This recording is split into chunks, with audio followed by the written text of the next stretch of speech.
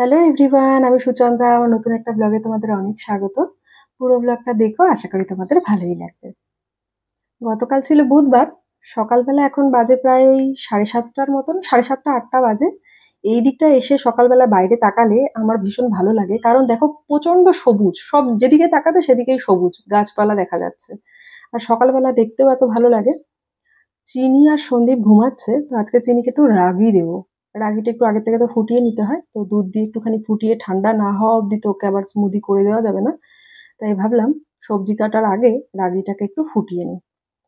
আর রাগে কিন্তু অনেকেই আমাকে জিজ্ঞাসা করো দুধ দিয়েও দেওয়া যায় কিনা জল দিয়ে। যেটা ইচ্ছা তোমাদের, দুধ দিয়েও দিতে পারো মিশিয়ে, জল দিয়েও। আমি অনেক সময় জল দিয়ে মিশিয়েও ফুটিয়ে দিই, অনেক সময় দুধ দিয়ে মিশিয়েও ফুটিয়ে দিই। তো ওটাই ভালো করে। আর রাগি হচ্ছে কর্নফ্লাওয়ারের মতন, কন্টিনিউয়াস না নাড়াতে হবে, তা নাহলে দলা দলা হয়ে যাবে, নিচে লেগে যাবে। ভালো করে একটুখানি মোটামুটি 5-6 মিনিট ফুটিয়ে নিলেই হয়ে যায়। এবার এটাকে ঠান্ডা করতে দেব। তার সাথে না আজকে রান্না করবো এই একটা পাঁচমিশালি সবজির মতন, একটু সর্ষে পোস্ত ওইসব দিয়ে ঝাল টাইপের, আর একটু তিতর ডাল। তো এখানে সজনে ডাঁটা এনেছিলাম আগের দিন। এইবার সজনে ডাঁটাগুলো তাও একটু তুলনামূলক সরু সরু খুঁজে খুঁজে এনেছি। তো ওই সজনে ডাঁটাগুলো কেটে নিলাম, বাকি সবজিও কেটে নিলাম। চিনি রানি মোটামুটি ওঠার সময় হয়ে গেছে, একটু নড়াচড়ার শব্দ পাচ্ছি, তো ভাবলাম স্মুদিটা বানিয়েই নিই, কারণ উঠলে তো আবার একটু চোখ মুখ টোক মুখ ধোয়ানোর ব্যাপার থাকে, দাঁত মাজানোর ব্যাপার থাকে। আর ঘুম থেকে ওঠার পরে মুডটা একটুখানি কিছুক্ষণের জন্য ঘ্যান ঘ্যান ঘ্যান ঘ্যান থাকে, বিশেষ করে আমি পাশে না থাকলে।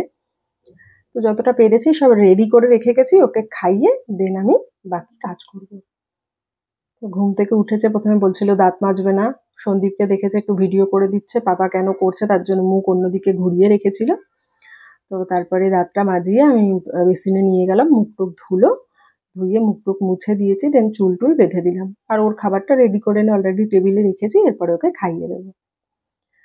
তো তোমাদের সাথে না একটা কথা শেয়ার করি। গতকালকে কি গত পরশুদিন আমি ব্লগ শেয়ার করার পরে আমাকে একজন বলেছিল যে আমার মুম্বাইয়ের ওই সময়ের গল্পগুলো একটু শেয়ার করতে।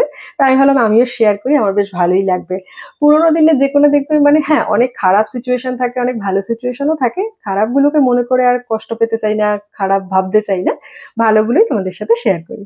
তো আমি 2019-এ মুম্বাইতে শিফট করি। তার আগে 2018-তে সন্দীপ শিফট করেছিল অগাস্ট মাসে। সন্দীপের ঠিক 10 মাসের পর আমি মুম্বাইতে এসেছি।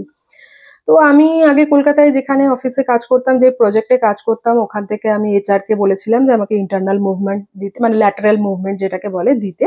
এবার স্বাভাবিক ব্যাপার যে অন্য কোনো স্টেটে যখন দিচ্ছে সেক্ষেত্রে আমাকে ওখানকারও ভ্যাকেন্সি থাকতে হবে। তো এই সমস্ত করতে করতে 2019-এর মে মাসে আমাকে বললো যে ওখানে এরকম এরকম একটা প্রজেক্টে ভ্যাকেন্সি আছে, তুমি কি ইন্টারভিউ দেবে?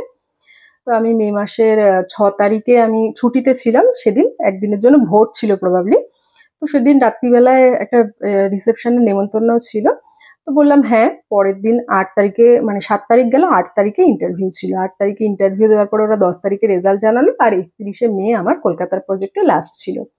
তো সঙ্গে সঙ্গে যেমন ভাবনা সবকিছু প্ল্যান করে আমি 2 তারিখে মুম্বাইয়ের টিকিটও বুক করে নিই। তার সাথে সন্দীপের সাথে কথাবার্তা বলে প্যাকার্স অ্যান্ড মুভার্সকে দিয়ে কিছু কিছু জিনিস, কারণ ওই কলকাতায় থাকাকালীন যে আমাদের টিভি আর ফ্রিজ ওগুলো তো নিচে সবাই আলাদা আলাদাই আলাদা নিজেদের জিনিস ব্যবহার করে, আমাদের বেডরুমেরটা ইলেকট্রনিক্সের জিনিস থেকে গেলে নষ্টই হবে। আর বাইরে এসে আমাদের আলাদা করে কেনার থেকেও বেটার ভাবলাম ওইগুলো নিয়ে আসি। তো ফ্রিজ, টিভি আর আমার জামা কাপড় আর কয়েকটা টুকটাক জিনিসপত্র ওই প্যাকার্স অ্যান্ড মুভার্সকে দিয়ে 1 তারিখে এই জিনিসপত্র পাঠিয়ে দিলাম, কারণ 2 তারিখে আমার ফ্লাইট ছিল।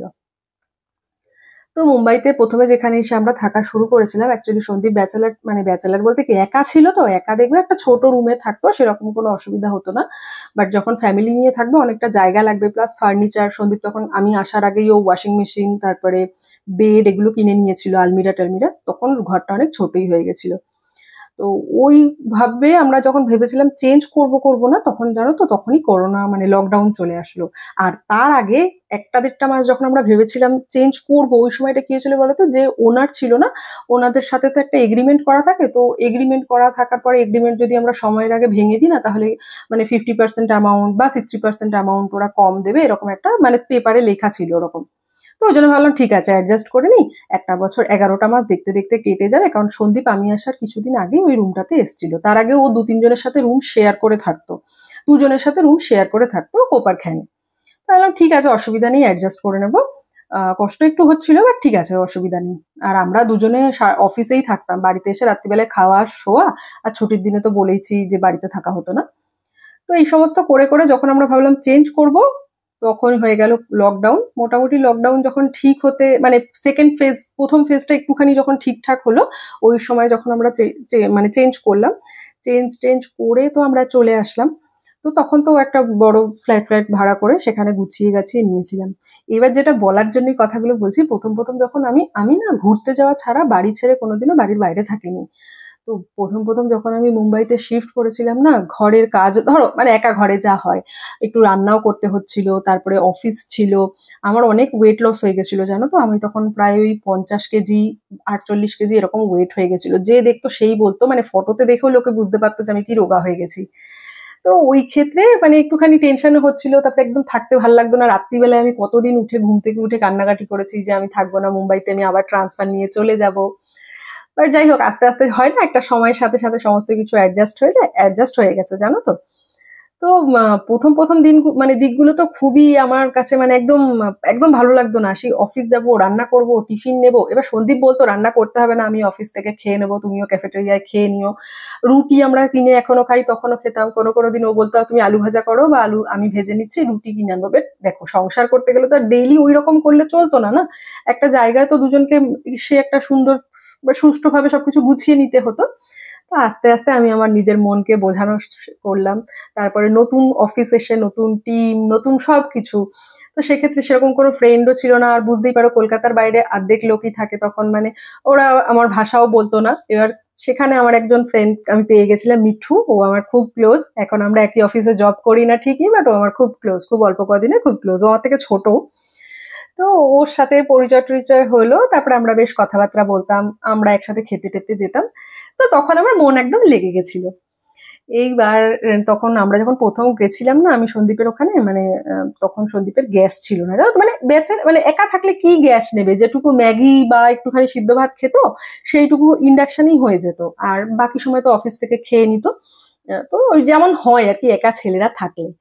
তো তারপরে তো আমি আসলাম যখন, তখন ধীরে ধীরে ওয়াশিং মেশিন সন্দীপ আগেই কিনে নিয়েছিল আমি আসার আগে, বাট ও চালু করেনি কখনো। মানে আমি এসছি তারপরে ওটাকে ইউজ করা শুরু করেছি। তো বেড, আলমিরা, ড্রেসিং টেবিল সব কেনা হয়ে গেছিল। তো ভাবলাম ঠিক আছে, এবার গুছিয়ে সুন্দর করে নিজেকে মানিয়ে গুছিয়ে এখানে থাকতে হবে। আর যেখানে সন্দীপ আছে সেখানে তো আমার আর কোনো মানে আলাদা কোনো তো টেনশন নেই।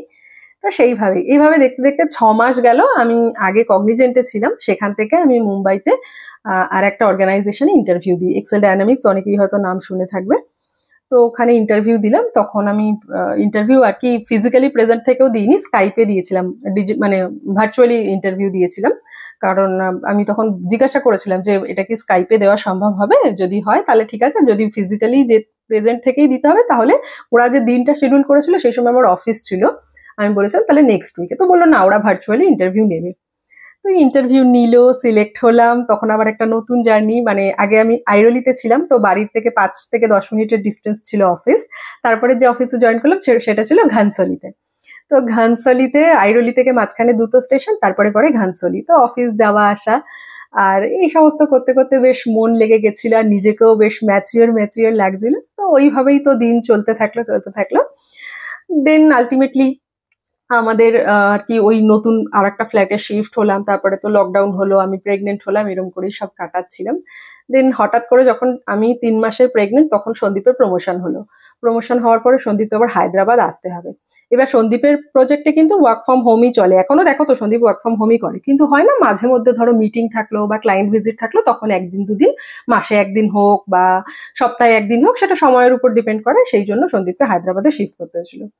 তো প্রথমে তো সন্দীপ এসেছিল হায়দ্রাবাদে, সব ফ্ল্যাট খুঁজে সবকিছু রেডি করে রেখে গেছে। দেন সন্দীপ আমাকে আনতে গেছে, প্যাকার্স অ্যান্ড মুভার্সকে দিয়ে জিনিসপত্র আনিয়ে আমাদের ফ্লাইটের টিকিট কেটে আমরা তারপরে, যখন আমি 8 মাসের প্রেগনেন্ট, হায়দ্রাবাদে শিফট হয়েছি। সেই গল্পটা পরে একদিন করব। হঠাৎ করে সন্দীপের প্রমোশন হওয়া বা সন্দীপ মুম্বাই থেকে হায়দ্রাবাদে, তখন আমি 8 মাসের প্রেগনেন্ট, আমি মুম্বাইতে ছিলাম একা, 15 দিন না 17 দিনের মতন একাই ছিলাম। তো ওই গল্পটা আবার অন্য একদিন করব। তো ওটাই হয় জানো তো, যে একটু সময় দিলে না সমস্ত কিছু যেন সুন্দর করে অ্যাডজাস্ট হয়ে যায়। আর এটা শুধু আমি বলে না, সবার ক্ষেত্রেই আশা করি সেম হয়, ধীরে ধীরে সবাই ম্যাচিওর হয়ে যায়। আর আজ কি বলবো, আজ তো মা হয়ে গেছি, একটা ছোট্ট জান যাকে আমি জন্ম দিয়েছি, বড় করে তুলছি। মানে খুব ইমোশনাল এই ব্যাপারগুলো। যাই হোক, ব্লগটা এখানে শেষ করি, আবার নতুন ব্লগে অন্য গল্প বলবো।